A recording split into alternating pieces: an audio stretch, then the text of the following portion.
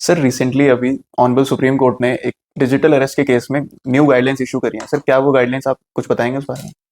देखिए, supreme court भी fed up हो गई है ऐसे इलीगल अरेस्ट से, जिसमें कि जो है अक्यूज्ड इलीगली जो है पोर्ट्रे करते हैं अपने आप को सीबीआई ऑफिसर या पुलिस ऑफिसर, और एक फर्जी वारंट दे देते हैं या कोई भी अरेस्ट के मेमोज दे देते हैं और उसके ऊपर एक्सट्रैक्शन ऑफ मनी हो रही है। तो सुप्रीम कोर्ट ने, ऑनरेबल सुप्रीम कोर्ट ने 17 नवंबर 2025 को एक बड़ी स्ट्रिक्ट गाइडलाइंस जो है दी है, जिसमें कि ये कहा है कोई भी trial court unless further order by the supreme court, और जब तक investigation by the investigating officer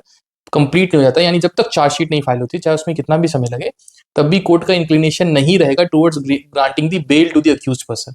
और इसको और स्ट्रिक्ट करने के लिए और एक लैंडमार्क प्रेसिडेंट सेटअप करने के लिए एक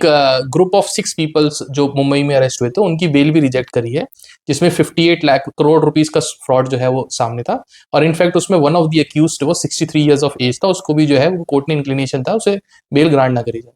तो ऑनरेबल सुप्रीम कोर्ट का बिल्कुल ही स्ट्रिक्ट मैसेज है against the illegal arrest, and which has been the order has been passed on 17 November, जिसमें कि क्लियर करा गया है कि ऐसे जो डिजिटल अरेस्ट हैं, पहली बात तो लोग बचें, और जो भी अक्यूज इनसे कनेक्शन है तो नो बेल पॉलिसी जो है सारे के सारे डिस्ट्रिक्ट कोर्ट अडॉप्ट करेंगे, unless and until investigation officer investigation में ये पाए कि they were not involve in the offences.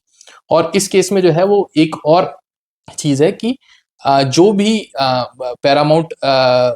Accusation होती है वो कॉन्क्रीट इसलिए होती है क्योंकि मनी ट्रेल इन्वॉल्व रहता है और पैसा लिटरली गया होता है, तो इसलिए जो है इन्वेस्टिगेटिंग ऑफिसर को उसको प्रूफ करने के लिए बड़ा इजी रहता है। तो उसमें कॉन्क्रीट डॉक्यूमेंट्री एविडेंसेस इन्वॉल्व रहते हैं, इसलिए कोर्ट का इंक्लिनेशन है कि आप उसमें जो है वो स्ट्रिक्ट गाइडलाइंस अडॉप्ट करें और उसमें बेल जो है रिजेक्ट करें।